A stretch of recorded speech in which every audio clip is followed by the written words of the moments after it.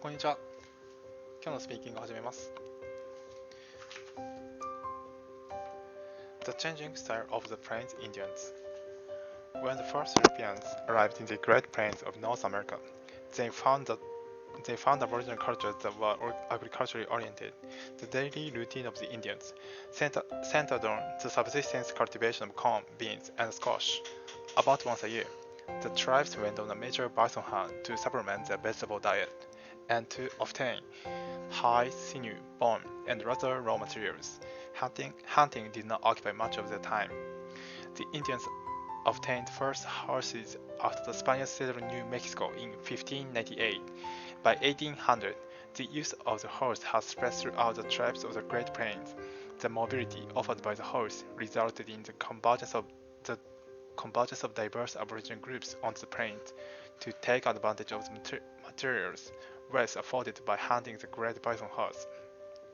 Within 100 years of the introduction of the horse, the Indian population of the plains had tripled to an estimated 150,000. A new way of life was established, one dependent upon following bison herds. Thus, subsistence agriculture was largely abandoned, and the aborigines of the plains became nomadic hunters. Gardening simply was not as profitable as hunting. The third president, in an effort to restore a balance of Republicans in government office, Jefferson started what came to be known as the spoils system. He tried in vain to control the Supreme Court in the interest of the will of the people. He negotiated the purchase of the vast Louisiana territory on doubtful constitutional ground. Jefferson also launched the Lewis and Clark expedition.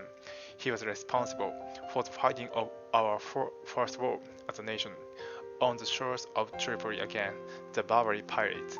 His efforts to prevent a second war with England only postponed it until 1812. Jefferson was slow but successful in meeting the first real threat to the new American Union.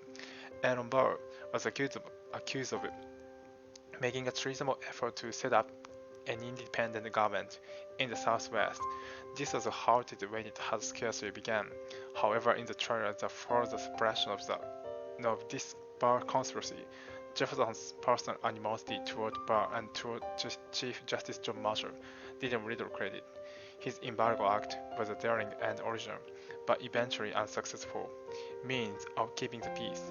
However, it may have been one of the most successful and inspired diplomatic moves of the young republic. In effect, it applied economic pressures against Britain and France, who were at war with each other. It was Jefferson's answer to British orders in council and the impressment acts directed against neutral, in this case, mainly American shipping. The embargo act stopped American shipping, thus in intent depriving European nations of some of the raw materials needed for war. Confederate States of America. Between December 20, 1860 and February 1, 1861, 6 southern states declared their withdrawal, secession from the United States. On February 4th, at Montgomery, Alabama, they organized a separate and independent government called the Confederate States of America. The states that set up this government were South Carolina, Mississippi, Florida, Alabama, Georgia, and Louisiana. A seventh state, Texas, was admitted to the Confederation on March 2nd. Jefferson Davis of Mississippi was elected the president and Alexander H. Stephens of Georgia vice president. The preamble of the new Confederate Constitution declared that each state was acting in its sovereign and independent character. This right had been asserted at earlier periods in American history. Never before, however, had the issue been charged with the emotional factor of the abolition of black slavery. The Constitution of the Confederate States reflected the then prevailing belief in the South that slavery was the only practicable status for the large black population of the section. It forbade any legislation impairing the institution of the slavery, though it did prohibit foreign slave trade. The remainder of the Constitution was largely based on that of the Union from which the states of the lower South were withdrawing. Among the modifications was a 6-year term for the president. who could not succeed himself. The president was in addition given the right to veto separate items of appropriation bills. Congress was prohibited from adopting a protective tariff on imports.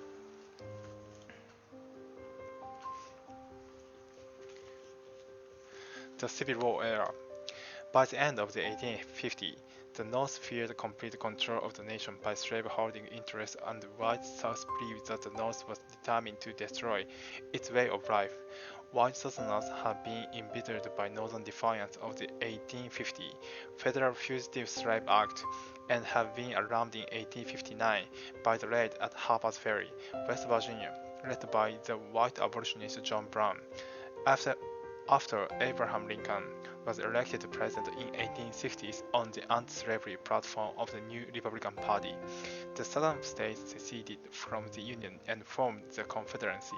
The Civil War, which liberated the nation's slaves, began in 1861, but preservation of the Union, not the abolition of slavery, was the initial objective of President Lincoln. Lincoln believed in gradual emancipation, with the federal government compensating the slaveholders for the loss of their property. But in September 1862,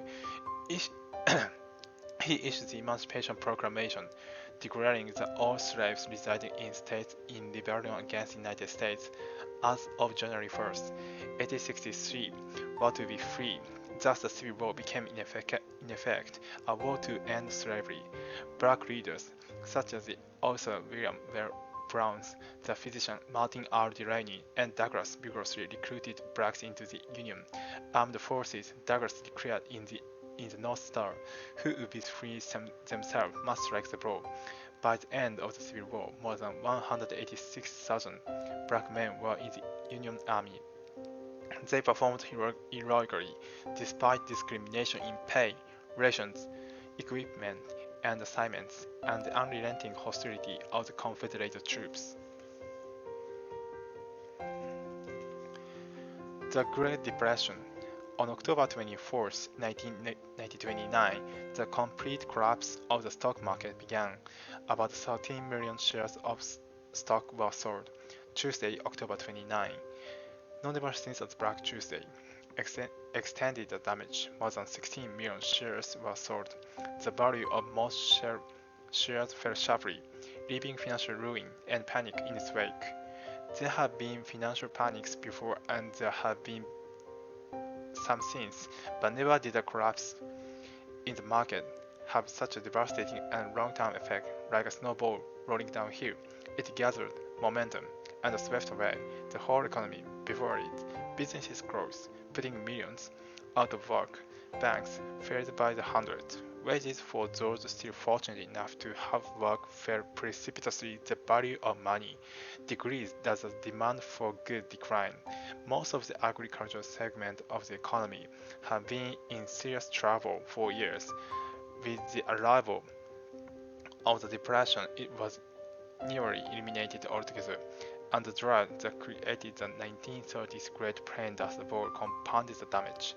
Government itself was sorely pressed for income at all levels as tax revenues fell, and the government at the time was much more limited in its ability to respond to economic crisis than it is today. The international structure of world trade collapsed, and each nation sought to protect its own industrial base by imposing high tariffs on imported goods. This only made matters worse. 終わり。